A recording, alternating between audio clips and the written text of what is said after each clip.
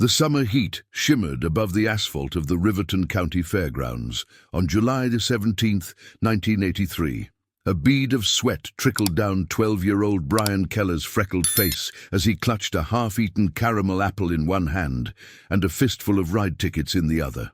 The Ferris wheel cast long, stretched shadows across the fairgrounds as the late afternoon sun began its slow descent behind the cornfields that bordered the western edge of the property. "Mom, can I go on the Gravitron one more time?" Brian's eyes sparkled with the particular kind of excitement only a county fair could inspire in a boy his age. The neon lights were just beginning to flicker on against the darkening Indiana sky. Margaret Keller checked her watch, 6:45 p.m., and sighed. Her feet ached from walking the grounds all day, and the humidity had turned her carefully styled hair into a frizzy mess. "Just once more, Brian. Then we need to meet your father by the livestock pavilion at 7:30. He's finishing up with the 4-H judges." Brian's father, Robert Keller, was the county's most respected veterinarian and had volunteered as a livestock judge for the past 15 years. It was a position that carried weight in Riverton, a farming community where a man's reputation was built on his knowledge of animals and the land. "I'll be quick, I promise." Brian handed his mother the sticky remains of his caramel apple and darted off toward the flashing lights of the Gravitron, weaving through clusters of families and teenagers with practiced ease. Margaret watched her son disappear into the crowd, his red T-shirt with Riverton Raiders printed across the back, becoming smaller until it vanished entirely. She tossed the apple core into a nearby trash bin and checked her watch again, 6:48 p.m. She had about 40 minutes to rest her feet before meeting Robert. The Gravitron line moved quickly. Brian handed his ticket to the operator, a lanky teenager with acne-spotted cheeks and a Metallica T-shirt, who barely glanced at him before waving him through. Inside, Brian pressed his back against the padded wall as the ride began to spin, the centrifugal force pushing him upward. He closed his eyes, feeling the familiar rush of weightlessness. When the ride ended 3 minutes later, Brian stumbled out, dizzy but grinning. The fairground had grown darker, the sounds louder. He scanned the area for his mother, but couldn't spot her by the bench where he'd left her. No matter. They had a meeting spot for situations like this. Brian headed toward the cotton candy stand, where they'd agreed to regroup if separated. At that same moment, Margaret Keller glanced at her watch again, 7:10 p.m. Brian should have returned by now. A flicker of concern crossed her face as she stood from the bench where she'd been resting and began walking toward the Gravitron. The ride was already in motion with a new batch of thrill-seekers, none of whom was her son. She frowned and pivoted, making her way to their designated meeting spot at the cotton candy stand. By 7:25 p.m., Margaret's concern had transformed into panic. Brian was nowhere to be found. She'd checked the Gravitron, the cotton candy stand, the nearby restrooms, and the game booths where he might have been distracted by the chance to win a stuffed animal. Her heart raced as she pushed through the crowd toward the livestock pavilion, desperate to find Robert. "He's just not here, Rob." Margaret's voice trembled as she clutched her husband's arm. "I've looked everywhere. He said he was going on the Gravitron one more time, and that was 45 minutes ago." Robert Keller's face, tanned from years of outdoor work, paled beneath his summer tan. "He knows better than to wander off. Did you check the—" "Yes, everywhere. The bathrooms, the food stands, the arcade. I even had them call his name over the loudspeaker while I was looking for you." What began as one family's frantic search soon spread across the fairgrounds. Fair officials, then local police, joined in. The carefree atmosphere of the summer fair twisted into something darker as the sun fully set and floodlights illuminated the growing search party. Announcements crackled over loudspeakers.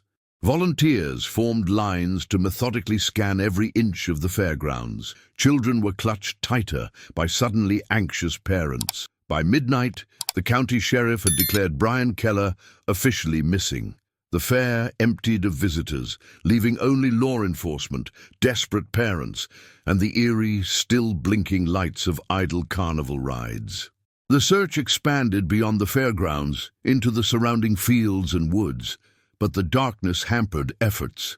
"We'll resume at first light with additional resources," Sheriff Dean Walsh assured the Kellers as they sat huddled together in his cruiser, Margaret sobbing quietly into a handkerchief, Robert staring straight ahead, his jaw clenched so tight a muscle twitched in his temple. "We've already set up roadblocks on all major routes out of the county. If someone took him, we'll find them." The words hung in the air, "if someone took him," giving shape to the fear they'd all been avoiding. Dawn broke over Riverton County on July 18th with a cruel brightness that seemed to mock the darkness of the situation. The search resumed with greater intensity. State police helicopters buzzed overhead, K-9 units sniffed through fields, and volunteers from 3 counties formed search parties that combed every inch of terrain. Days passed. The search continued, but hope dimmed with each sunset. The fair equipment was eventually dismantled and hauled away, leaving bare patches of flattened grass where rides and tents had stood.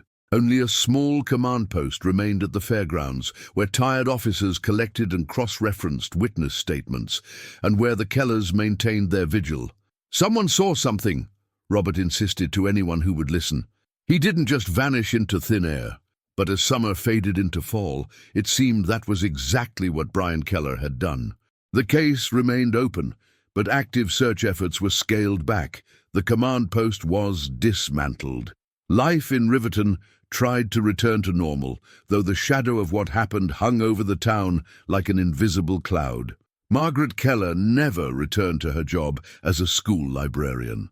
Robert continued his veterinary practice, but became a quieter, harder version of himself. Their marriage, once the envy of Riverton, crumbled under the weight of unspoken blame and shared grief. Within 2 years they had divorced, Margaret moving to her sister's home in Ohio, Robert staying in the family house that had become a mausoleum of memories. The years passed. Brian's case grew cold. Newer tragedies demanded the town's attention. The annual county fair continued each summer, though many families kept their children closer, and the carefree atmosphere never quite returned. Brian Keller became a cautionary tale, a name invoked by parents warning their children about the dangers of wandering off. And there the story might have ended, buried beneath the accumulating layers of time, were it not for a phone call received at the Riverton County Sheriff's Office on a snowy January morning in 2023, exactly 40 years after Brian disappeared. Riverton County Sheriff's Office, Deputy Miller speaking. "Hello, I'm calling from Trace Media Productions. My name is Eliza Carter. We produce the television series Cold Case Confidential for the National Crime Network. We're interested in doing an episode on the Brian Keller disappearance from 1983. Deputy Jenny Miller, who had been barely 2 years old when Brian vanished, paused before responding.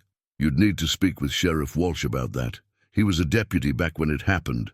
Actually, Sheriff Walsh is retired now, but he's already agreed to an interview.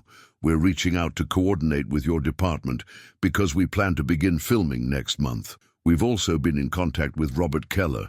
What Deputy Miller didn't know, what no one in Riverton could have anticipated, was that this routine call would trigger a chain of events that would tear open old wounds, reveal long-buried secrets, and ultimately uncover a truth so improbable that it would shake the foundation of everything the town thought it knew about that summer day in 1983.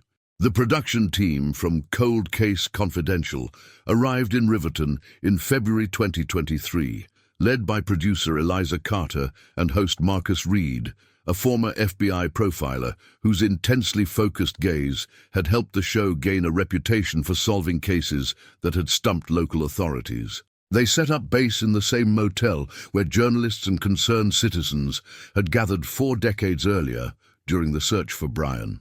"We're not just here to tell a story," Eliza explained during their first meeting with current Sheriff Tom Hayes. "We're here to find answers. We have resources and techniques that weren't available in 1983. Sometimes fresh eyes see what others have missed." Sheriff Hayes, who had grown up in Riverton hearing about the Keller case, was skeptical but cooperative. "Everything we have is at your disposal, but don't get your hopes up. Better investigators than you have tried to solve this one." "Oh, "With all due respect, Sheriff," Marcus Reed replied, his voice carrying the quiet confidence of someone who had stared into the darkest corners of human behavior and emerged unblinking. "That's exactly why we're here. Because after 40 years, someone should still be trying." As the camera crew began setting up for their first interviews, none of them could have predicted that within the fading memories of witnesses, the dusty boxes of evidence, and the whispered rumors that still circulated in Riverton's coffee shops and bars, lay a truth that would not only solve a 40-year-old mystery, but would force an entire community to confront the unthinkable reality of what he had been hiding in plain sight all along.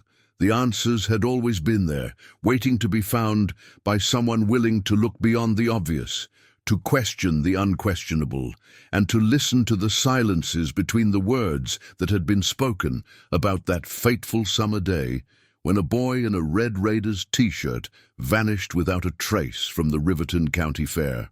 The Riverton Inn conference room had been transformed into a makeshift production studio. Maps of the 1983 fairground layout covered one wall, while the adjacent wall displayed a timeline meticulously constructed with photographs, newspaper clippings, and handwritten notes. At the center of it all was a school portrait of Brian Keller, his auburn hair neatly combed, a spray of freckles across his nose, and a smile that revealed a missing front tooth. The image had been enlarged, turning the 12-year-old's face into a silent witness to the investigation unfolding beneath it. Eliza Carter adjusted her glasses as she studied the timeline. Her producer's instincts had led her to dozens of cold cases over the years, but something about Brian's story had gripped her from the moment she'd stumbled across it during research for another episode. Perhaps it was the complete lack of closure. No body, no suspects, not even a credible theory about what happened. Just a boy who walked away from his mother and vanished as if he'd stepped through a tear in the fabric of reality. "The interview with Robert Keller is confirmed for tomorrow morning," said Marcus Reed, entering the room with a coffee in one hand and a tablet in the other. "His current wife will be present, but she's agreed to stay off camera." Eliza nodded, her gaze still fixed on the timeline. "What about Margaret?" Still a hard no. Her sister called again to emphasize that Margaret has moved on with her life and doesn't want to revisit the past.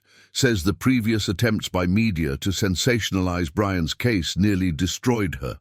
"It's not sensationalism if we actually solve it," Eliza muttered, though she understood the woman's reluctance. "What about the original investigative team? Beyond Sheriff Walsh?" Marcus swiped through his notes. Deputy Charlie Simmons agreed to talk. "He was fresh out of the academy in '83, first major case, and I've scheduled a call with Dr. Patricia Larson. She was the child psychologist who worked with the investigators back then, interviewing other kids who were at the fair." A knock at the door interrupted them. Camera operator Trey Wilson poked his head in. "The drone footage from the fairgrounds just came in. You're going to want to see this." On the large monitor they'd set up in the corner, aerial shots of the present-day Riverton County Fairgrounds came into view.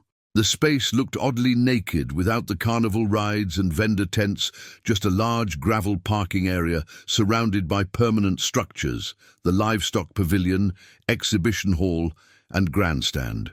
"Wait, what's that?" Eliza pointed to a small structure barely visible at the edge of the frame, half hidden by trees that had grown tall over the decades. Trey zoomed in. "Looks like some kind of storage shed. It's not on our location scout notes." "That's because it's not supposed to be there," came a new voice from the doorway. Sheriff Tom Hayes stood with his thumbs hooked in his belt loops. "That area was designated wetland preservation back in the 90s. No structures allowed." Marcus's interest was immediately piqued. "How long has it been there?" Hayes shrugged. "Hard to say. Those trees provide good cover from the main grounds. Could have been there for years without anyone paying much attention. Want me to send a deputy out to check it out?" "No," said Eliza quickly. "We'll go ourselves. If you don't mind, Sheriff. It's public land. Just let me know what you find." Hayes nodded and left, the conversation clearly having satisfied his curiosity about what the TV crew was up to.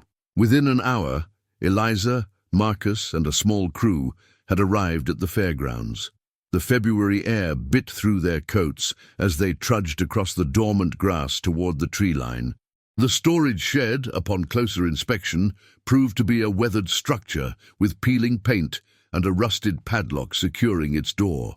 "This thing's ancient," Trey remarked, training his camera on the deteriorating building. Marcus circled the structure, examining it with a professional eye. "Look at the foundation. This wasn't built as a temporary structure. Someone meant for this to stay." Eliza pulled out her phone and scrolled through the digital archives they'd compiled. "I don't see it in any of the aerial photographs from the initial investigation." She paused on a particular image. "Wait. Look at this aerial shot from 2 weeks after Brian disappeared." She held out her phone. In the grainy photograph, the area where the shed now stood was an empty clearing. "So it was built sometime after 1983, Marcus concluded. "But before the wetland designation in the 90s, Eliza added. "Otherwise, they'd never have gotten permission." Marcus approached the padlock, examining it without touching. "This isn't the original lock. It's weathered, but not 40 years weathered. Someone's been accessing this place." A decision crystallized in Eliza's mind. "We need to find out who owns this shed and what's inside it." Back at the sheriff's office, Hayes ran a property check. According to county records, that parcel is still part of the fairground property, which is owned by the county. If there's a structure there, it was either built by the county or with county permission. "Who would have had the authority to approve something like that back in the 80s? Marcus asked. "County commissioners, most likely, but there's been a lot of turnover since then. Let me make some calls." While Hayes worked his contacts, Eliza and Marcus conducted their first formal interview with retired Sheriff Dean Walsh. At 78, Walsh's once imposing frame had grown stooped, but his eyes remained sharp beneath bushy white eyebrows. They sat in his living room, surrounded by photographs of grandchildren and hunting trophies. "I still think about that boy," Walsh said once the cameras were rolling, his weathered hands folded in his lap. "In 45 years of law enforcement, that's the case that haunts me the most." "Walk us through the investigation," Marcus prompted. Walsh sighed heavily. "We did everything by the book. Searched every inch of those fairgrounds and the surrounding 5 miles, interviewed every vendor, every ride operator, every family that attended the fair that day, set up roadblocks, checked vehicles, had Brian's face on every television station and newspaper in a 4-state area within 24 hours. "Were there any suspects?" Eliza asked. "None that panned out. We had reports of a white van seen near the fairgrounds, but that led nowhere. Checked every registered sex offender within 100 miles, even had the FBI come in after the first week." Walsh's jaw tightened. "People don't just disappear into thin air, but damned if that isn't exactly what seemed to happen. What about the Kellers? Were they ever suspects?" Walsh's expression darkened. "Standard procedure to look at the family, but they were cleared early on. Robert Keller was in plain sight of at least 30 people at the livestock pavilion when Brian disappeared. And Margaret," he shook his head. "That woman's pain was as real as anything I've ever seen. Destroyed her. What happened? Destroyed them both. Was there anything about the case that struck you as unusual? Anything that didn't fit the pattern of a typical abduction?" Walsh was quiet for a long moment. There was one thing: the timing. Whoever took Brian, if he was taken, had to have done it in a very narrow window, in a very public place, without anyone noticing. It would have required planning, knowledge of the fairgrounds, maybe even knowledge of the Kellers' routine. He leaned forward slightly. "I always wondered if it was someone local, someone who knew Brian." The interview continued for another hour, with Walsh providing details about search patterns, witness statements, and dead-end leads. As they were packing up their equipment, Walsh pulled Eliza aside. "There's something I didn't say on camera," he said in a low voice. "Something that never made it into the official reports." Eliza's pulse quickened. "What is it?" "About a month after Brian disappeared, Margaret Keller came to me. She was in a bad state, barely sleeping, barely eating.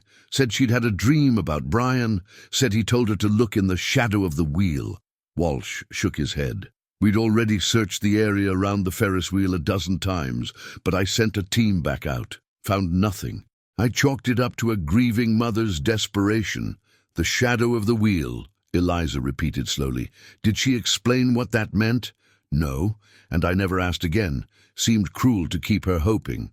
Walsh's eyes clouded with memory. A few weeks later, she tried to take her own life. After she recovered, she left town. Never spoke to me again. As they drove back to their motel, Eliza couldn't stop thinking about Walsh's revelation.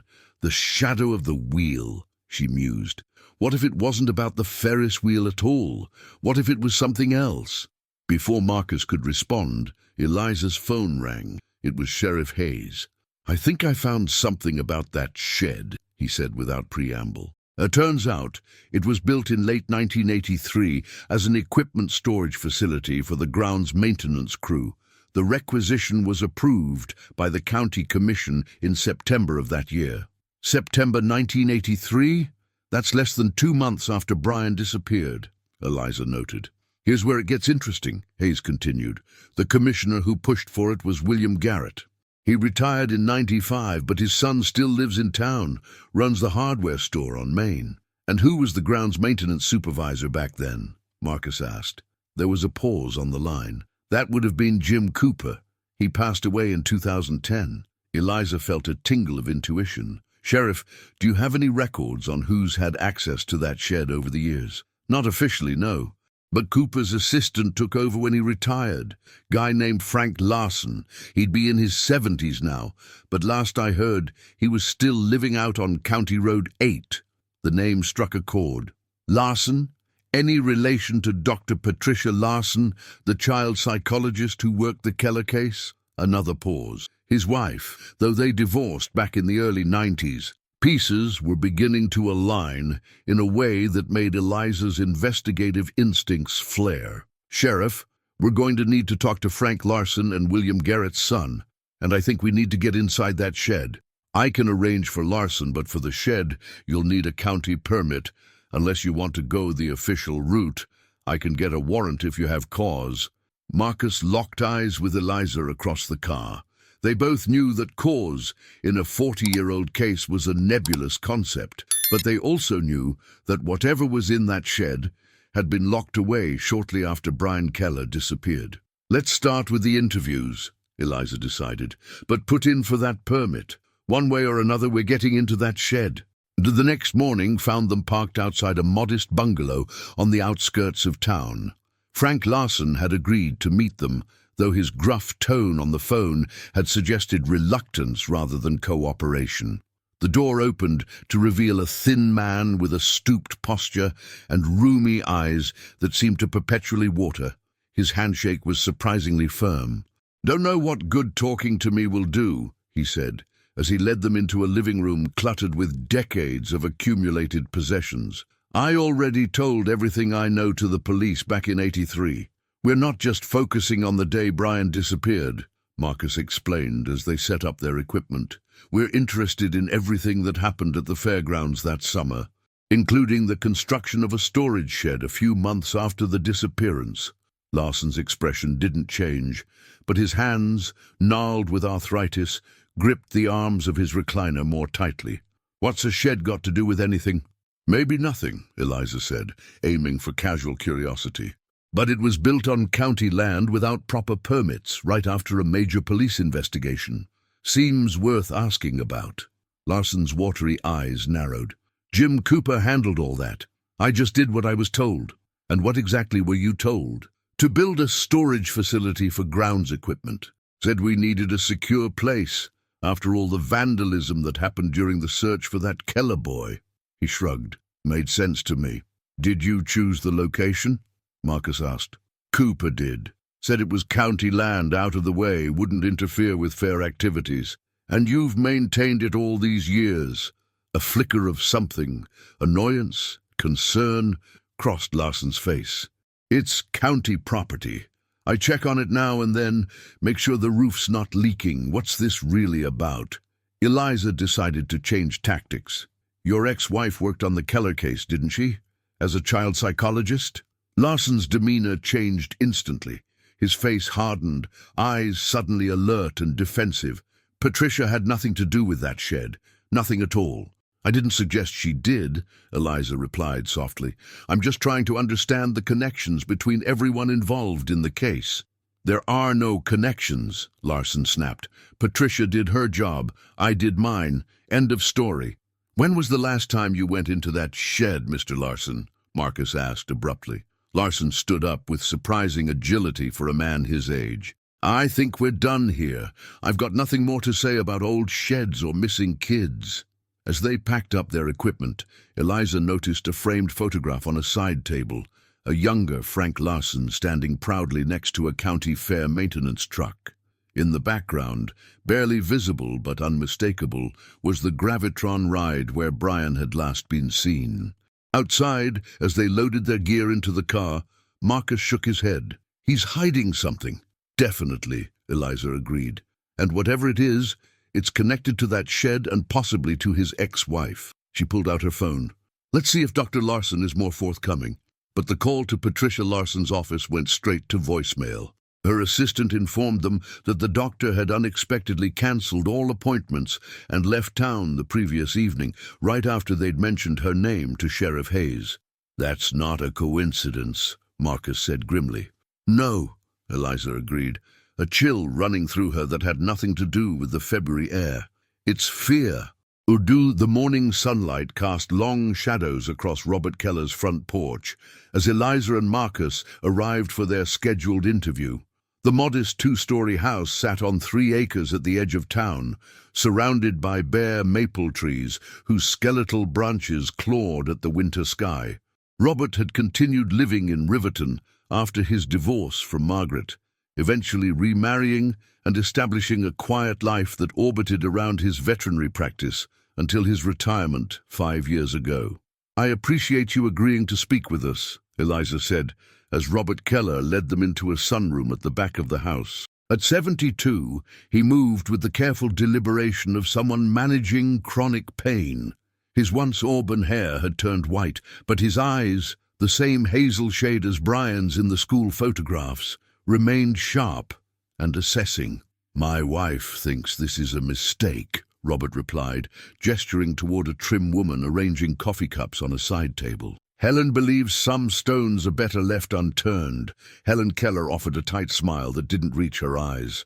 I just worry about reopening old wounds. It's been 40 years. Some wounds never fully heal, Robert said quietly. They just scab over. Once the cameras were rolling, Robert proved to be a measured, thoughtful interviewee.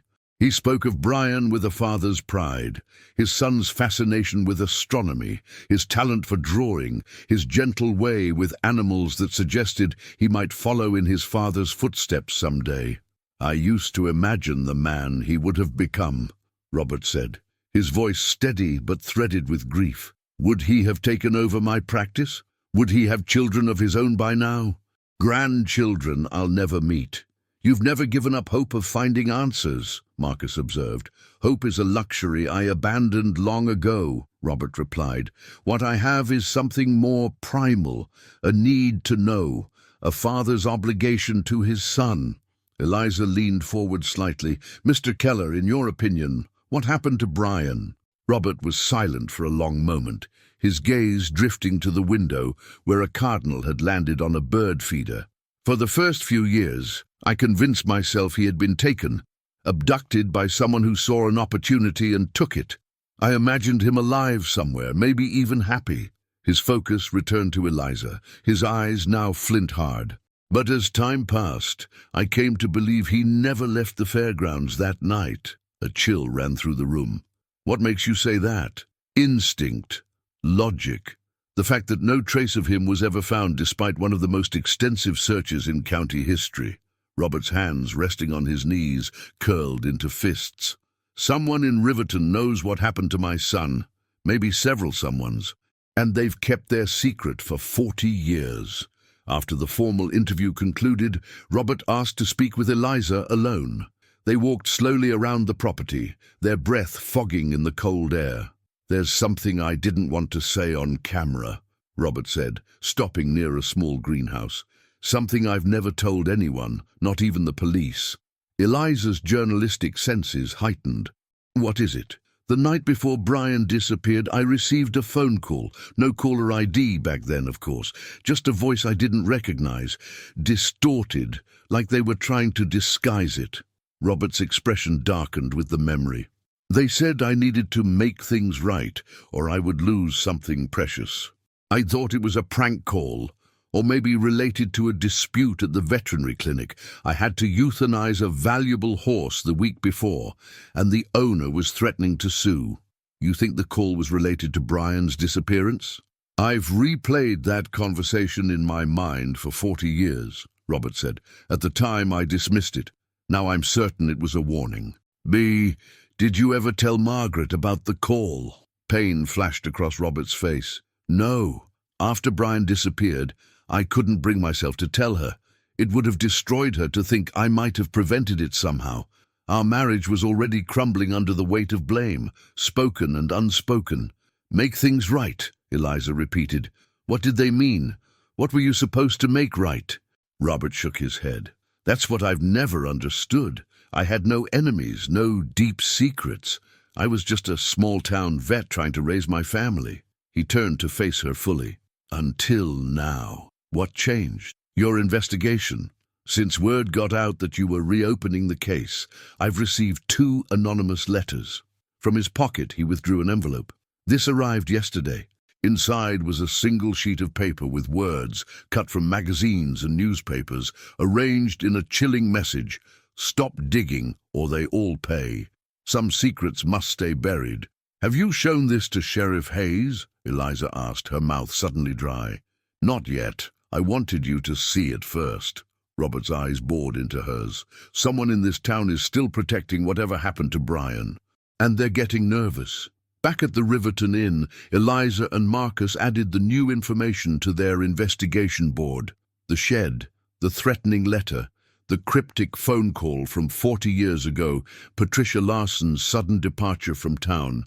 Pieces of a puzzle that still didn't form a coherent picture. "We need to get into that shed," Marcus said, pacing the room. "Hayes says the permit will take at least 3 more days to process." "We don't have 3 days," Eliza replied. "Not if Dr. Larson's already running and someone's threatening Robert Keller." She pulled up the satellite view of the fairgrounds on her tablet. There has to be another way. A knock at their door interrupted her thoughts. Sheriff Hayes stood in the hallway, his expression grave. "We need to talk, not here." 20 minutes later, they sat in Hayes's personal vehicle, parked at the edge of a frozen lake outside of town. "Patricia Larson was found dead this morning," Hayes said without preamble. "Her car went off a bridge in Ohio. They're calling it an accident, but the timing is suspicious as hell." Eliza felt the blood drain from her face. She was running from something. "Or someone," Hayes agreed. "This isn't just a cold case anymore. This is active obstruction, possibly murder." He handed her a file folder. "This is everything we have on the Keller case. Official and unofficial. I've been doing some digging on my own since you found that shed." Eliza flipped through the papers, stopping at a list of names. "What's this?" "County commissioners who approved the shed construction in 1983, and everyone who had access to it over the years." Hayes tapped a name near the top. "William Garrett pushed the approval through as an emergency expenditure, bypassing normal protocols. No competitive bids, no public hearing. He's dead now, but his son might know something." "We'll talk to him tomorrow," Marcus said. "What about the shed permit?" Hayes's expression hardened. "Forget the permit. This is a homicide investigation now. I'm getting a warrant today." By late afternoon, they stood in the biting wind as Hayes's deputies pried open the rusted padlock on the shed door. The interior was disappointingly ordinary at first glance. Shelves of old tools, folded tarps, cans of paint. But Marcus, with his trained investigator's eye, immediately noticed something odd. "The dimensions are wrong," he said, measuring the space with his gaze. "This room is at least 2 feet narrower than it should be based on the exterior." Hayes ran his hands along the back wall, rapping his knuckles against the plywood. The hollow sound confirmed their suspicion. "There's a false wall here. It took less than 10 minutes to find the concealed latch and swing open the hidden door, revealing a narrow space behind the false wall. The beam of Hayes's flashlight illuminated a small table, a chair, and walls covered with papers, photographs, and maps, all yellowed with age. "My God," Eliza breathed, stepping into the hidden room. "It's an investigation center." The papers on the walls detailed a parallel investigation into Brian's disappearance, one that had never been part of the official record. Photographs of potential witnesses, maps with areas marked that had never been searched by police, handwritten notes chronicling theories, and leads never pursued. Who did all this? Marcus wondered aloud, examining the materials with growing amazement. Hayes's flashlight beam settled on a framed photograph hanging at the center of the main wall. It showed 3 people standing together at what appeared to be a community picnic: William Garrett, Jim Cooper, and Patricia Larson. "I think we're looking at a conspiracy," Hayes said grimly. 3 people who conducted their own investigation and hid their findings from everyone else. Eliza was examining a stack of cassette tapes labeled with dates spanning from August 1983 to December 1984. They recorded interviews, dozens of them. Marcus discovered a locked metal box beneath the table. It took Hayes's bolt cutters to break it open, revealing a leather-bound journal. The first entry was dated July 25th, 1983, 8 days after Brian's disappearance. He can no longer trust the official investigation. Too many questions are being deliberately ignored. Too many witnesses silenced. This journal will record the truth, no matter where it leads or who it implicates. The initials at the bottom of the entry were PL, Patricia Larson. "We need to get all of this back to the station," Hayes said. "This is evidence in an active investigation now." As they carefully catalogued and packed the contents of the hidden room, Eliza's phone rang. It was Trey, their camera operator. "You need to get back here now," he said, his voice tight with urgency. "Someone broke into our rooms while we were gone. They took all our backup drives and research materials, and they left something for you." When they returned to the motel, they found a child's red T-shirt spread across Eliza's bed. Across the front, written in what looked disturbingly like dried blood, were the words, "Go home before you join him." "Is that—" Marcus began. "We need to test it," Hayes said, already pulling out an evidence bag. "But yeah, it could be Brian Keller's shirt, the one he was wearing when he disappeared." Eliza stared at the macabre warning, a cold certainty settling in her bones. Someone in this town has known what happened to Brian all along. And they're still here, still protecting their secret. "But why?" Marcus asked. "What could possibly be worth protecting for 40 years, worth killing for?" The answer began to emerge that night as they reviewed the materials from the shed. Patricia Larson's journal documented a web of suspicion, corruption, and fear that had enveloped Riverton in the summer of 1983. She had begun to doubt the official investigation when certain witness statements were excluded from the record. Statements that placed Brian near the maintenance building shortly before his disappearance in the company of an adult male who wasn't his father. More disturbing were her notes about Margaret Keller's dream regarding the shadow of the wheel. According to Larson's journal, Margaret hadn't dreamed this at all. She had remembered seeing Brian walking toward the maintenance shed, which stood in the shadow cast by the Ferris wheel in the late afternoon sun. But when she reported this to investigators, her statement was never officially recorded. "They deliberately buried evidence," Hayes said, his face ashen as he read the journal entries. "My own department." Further entries revealed that Larson, Cooper, and Garrett had formed an alliance to uncover the truth, conducting clandestine interviews and searches. They had narrowed their focus to several county officials and prominent citizens who seemed inexplicably invested in closing the case quickly. But the journal ended abruptly in February 1985 with a cryptic final entry. "We found him. God forgive us all for what happens next." "Found him?" Eliza repeated, a chill running down her spine. "Does that mean they found Brian's body? If they did, They never reported it, Hayes said, and all three kept it secret for decades, Marcus added, until we started asking questions. A knock at the conference room door startled them. Deputy Miller entered, her expression grim. "Sheriff, forensics just called. The blood on the shirt is human, type O positive, same as Brian Keller. And they found something else, microscopic particles of cement embedded in the fabric." Hayes looked up sharply. "Cement?" "Yes, sir. Consistent with concrete that was being mixed and poured in the early 1980s. The implications landed like a physical blow. Eliza thought of the foundation of the storage shed, constructed in September 1983. The ground had been bare in the aerial photographs taken during the search for Brian. 2 months later, a permanent structure appeared, one with a concrete foundation. "The shadow of the wheel," she whispered.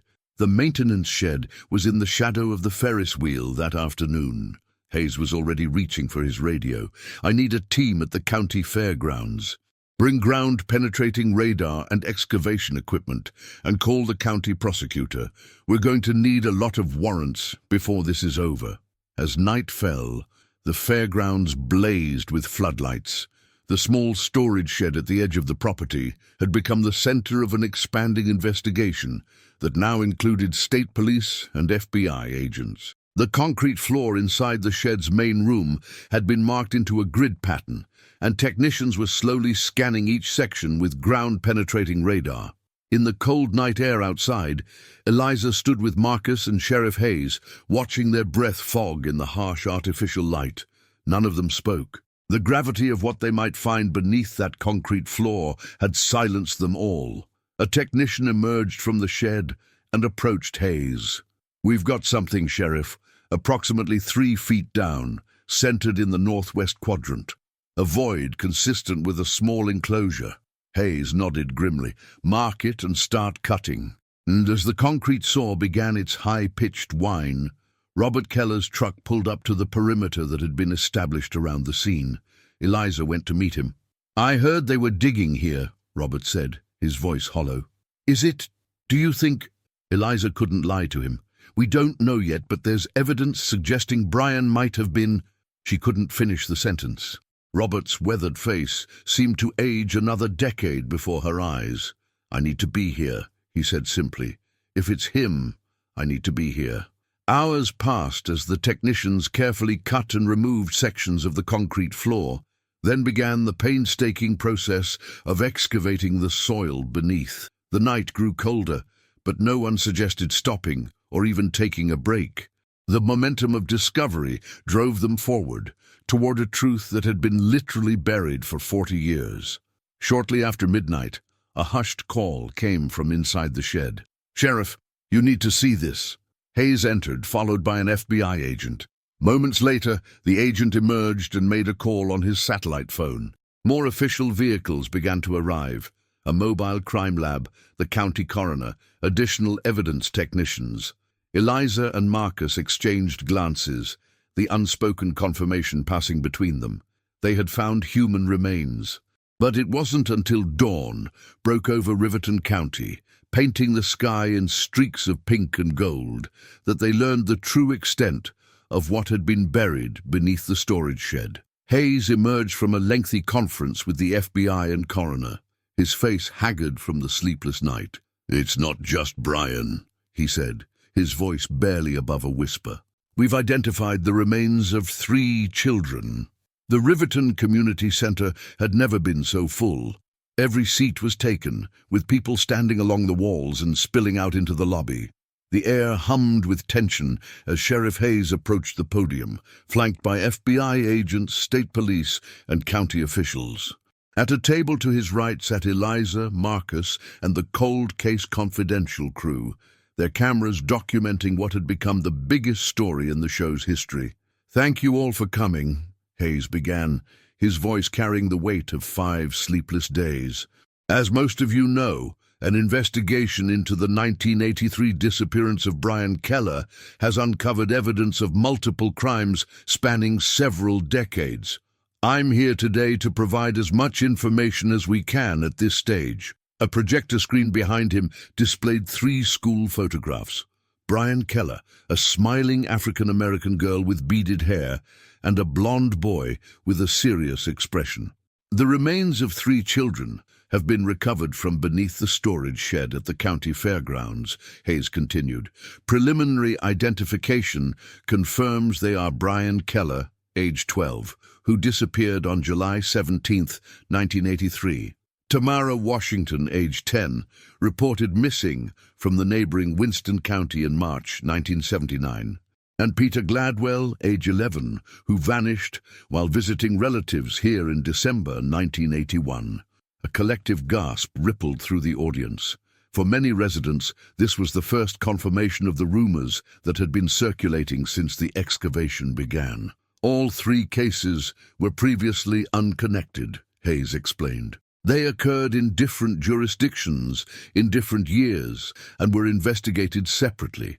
It wasn't until now that we discovered the pattern. All 3 children disappeared during events at county fairgrounds within a 50-mile radius. As Hayes outlined the investigation's findings, Eliza observed the crowd.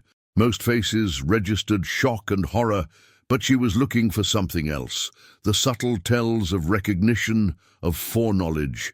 The guilty always wanted to know how much the authorities had discovered, which was why public briefings like this often yielded unexpected breaks in cold cases.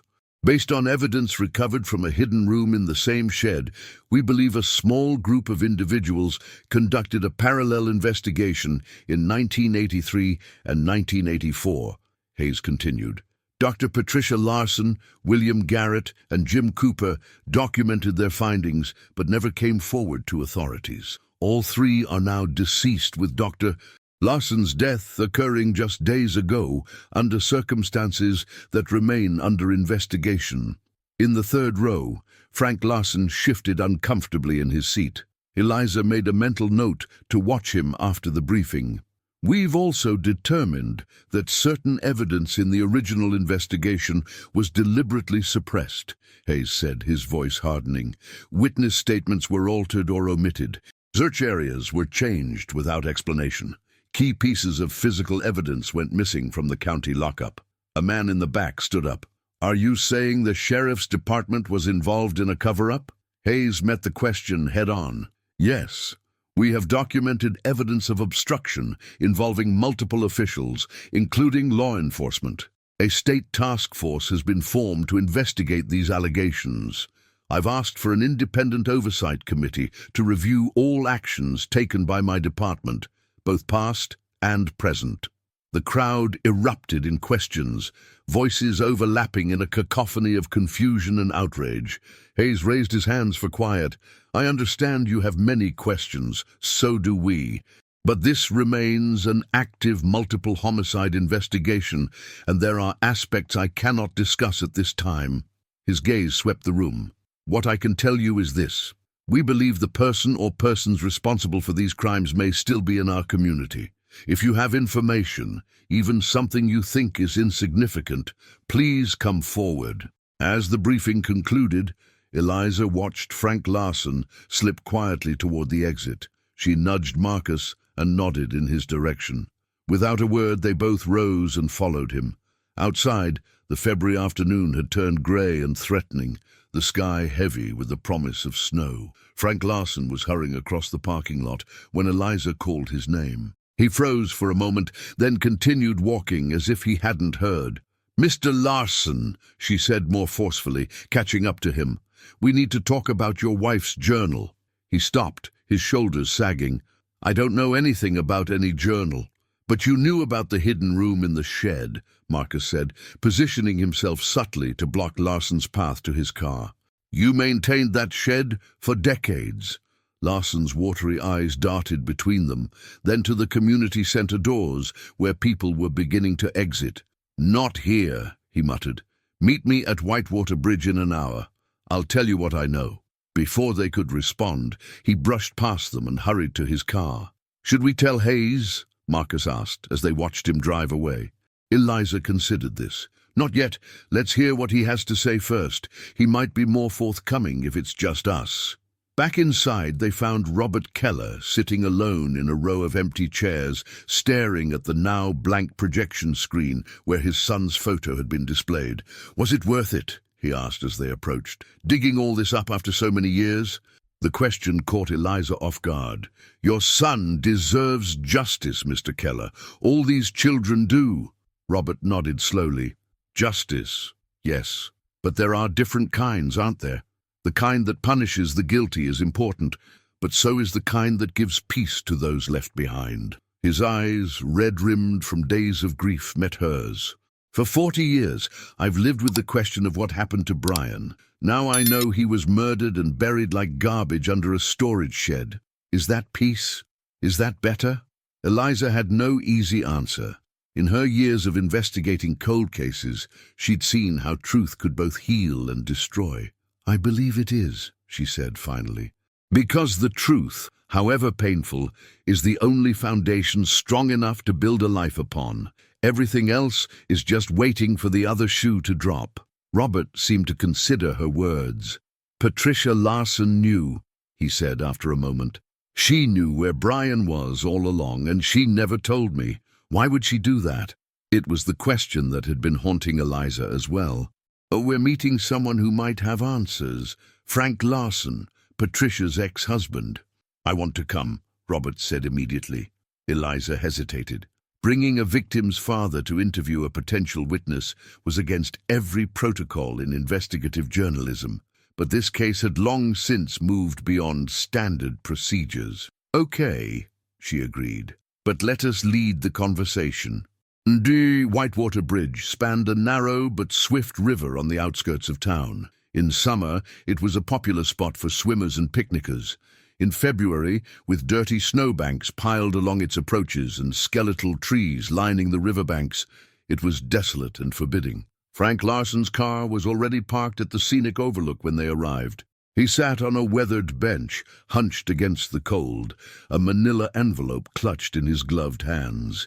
He tensed visibly when he saw Robert Keller emerge from the car with them. "What's he doing here?" Larson demanded.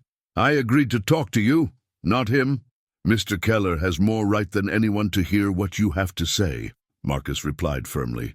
Larson seemed about to protest further, then deflated. "I suppose he does at that." He gestured for them to sit. "You've read Patricia's journal?" Eliza nodded. "Parts of it. The final entry said, 'We found him. God forgive us all for what happens next.'" "What did she mean?"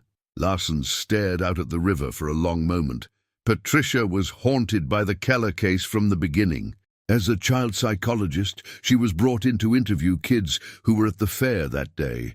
One girl, about 9 years old, said she saw Brian talking to a man near the maintenance shed, but when Patricia reported it to Sheriff Walsh, he dismissed it, said the girl was confused, unreliable."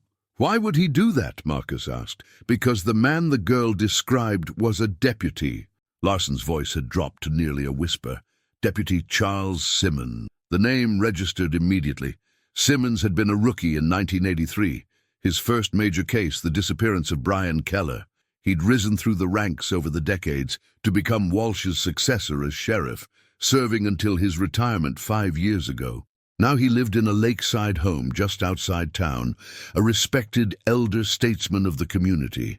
That's when Patricia realized something was wrong with the investigation, Larson continued. Too many leads involving Simmons were being buried or explained away. She started keeping her own records, interviewing witnesses off the books. Eventually, she confided in Garrett and Cooper, who had their own suspicions. "About Simmons?" Eliza prompted. Larson nodded. "And about others. They believed Simmons wasn't acting alone, that there was a group of men in positions of authority who were protecting each other. The implication hung in the cold air between them." Robert Keller's face had gone ashen. "Are you saying my son was killed by police officers?" "Not all of them," Larson said quickly. "Just a few, but with enough influence to control the investigation." He handed the manila envelope to Eliza. Patricia kept copies of everything. When they finally located the bodies in late 1984, they weren't sure what to do. Going to the authorities meant going to the very people involved in the cover-up, So they buried the evidence instead of exposing it, Marcus asked incredulously. They built a shed over the bodies and just, went on with their lives? Larson's eyes filled with tears. You didn't know Patricia. It destroyed her. The knowledge, the guilt, it ate her alive. She tried to go to the state police, but someone warned her off. Their house was broken into, their phones tapped. William Garrett's business was suddenly hit with health code violations, tax audits. They were being sent a message. So they created the hidden room, Eliza concluded, a time capsule of evidence for someone to find someday. Yes, they made a pact to protect the evidence until it was safe to come forward. Larson wiped his eyes. Patricia never believed that day would come in her lifetime. When your show started asking questions, she panicked. She was sure they would silence her before she could tell the truth. They, Robert repeated. Who exactly are they, Mr. Larson? Before Larson could answer, the distinctive rumble of a truck engine approached. A black pickup slowed as it crossed the bridge, then accelerated away. Something about its deliberate pause sent a warning prickle down Eliza's spine. We should go, she said, standing abruptly. This isn't safe, but it was already too late. The crack of a rifle shot echoed across the river. Frank Larson jerked backward, a spray of crimson blooming across his chest. He collapsed onto the snow-dusted ground as Marcus tackled both Eliza and Robert behind the meager shelter of the bench. Get to the car, Marcus shouted, his FBI training taking over. Stay low. Another shot splintered the wooden bench inches above their heads as they scrambled toward their vehicle. Eliza clutched the envelope Larson had given her, leaving a trail of scattered papers in their wake. They piled into the car, Marcus in the driver's seat, and peeled away from the overlook as a third shot shattered their rear window. Eliza twisted around to look back at the bridge. Frank Larson lay motionless on the ground, a solitary figure in the gathering dusk. We can't just leave him there. We're not, Marcus said grimly, reaching for his phone. But we need to get somewhere safe first. He made a split-second decision, veering onto a side road that led away from town instead of toward it. We can't go back to Riverton, not until we know who we can trust. For the next 72 hours, they lived in a surreal bubble of emergency motel rooms and FBI safehouses. Frank Larson was pronounced dead at the scene. The contents of the envelope he'd given them, photographs, cassette tape transcriptions, and handwritten witness statements, became the foundation for a multi-agency investigation that reached far beyond the borders of Riverton County. The story that emerged was more horrifying than any of them had imagined. Charles Simmons had been part of a network of predators that had operated across 3 counties for decades. His position in law enforcement had allowed him to identify vulnerable children, manipulate investigations, and eliminate evidence. The network included other officials, a judge, a county commissioner, even a school administrator, whose positions of authority had made them virtually untouchable. The 3 children found under the shed were just the beginning.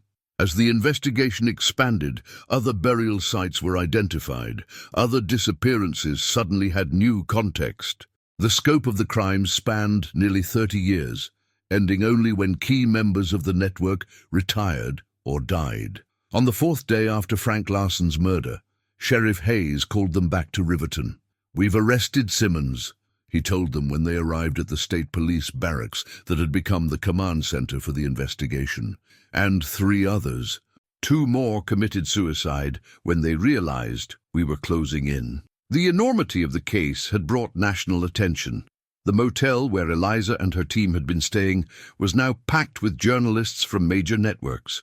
Their small production had become part of a much larger story, one that would eventually win them Emmy Awards and Peabody recognition. But for Eliza, the most significant moment came a week after the initial arrests, when a state police detective asked to speak with her privately. "We've been reviewing Dr. Larson's materials," the detective said, "specifically a set of cassette tapes labeled with the initials MK. We believe they're recordings of interviews with Margaret Keller from late 1984. Eliza nodded, unsure where this was leading. The tapes reference a storage facility in Cleveland, Ohio, a private unit rented in Dr. Larson's name. The detective hesitated. "We executed a search warrant yesterday. I thought you should know what we found before it hits the press."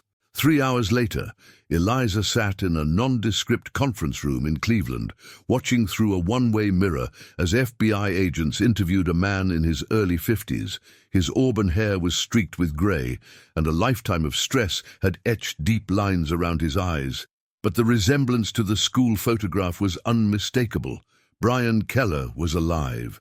The story he told, haltingly and with frequent pauses to collect himself, defied all expectations. He had indeed been targeted by Simmons that day at the fair, lured to the maintenance shed with a story about his mother looking for him. But before anything could happen, Jim Cooper had interrupted, unwittingly saving Brian from becoming another victim. In the confusion that followed, Brian had seen and heard enough to make him a witness to something terrible. Something involving the remains of another child. He had fled into the surrounding woods, terrified and confused. Cooper had found him hours later, hiding in an equipment shed a mile from the fairgrounds. "He told me people would hurt my parents if they knew I was alive," Brian explained, his voice that of a man still processing childhood trauma. "He said the safest thing was for everyone to think I was dead too. Dr. Larson helped arrange everything. She contacted my mother in secret months later, once she understood what was happening.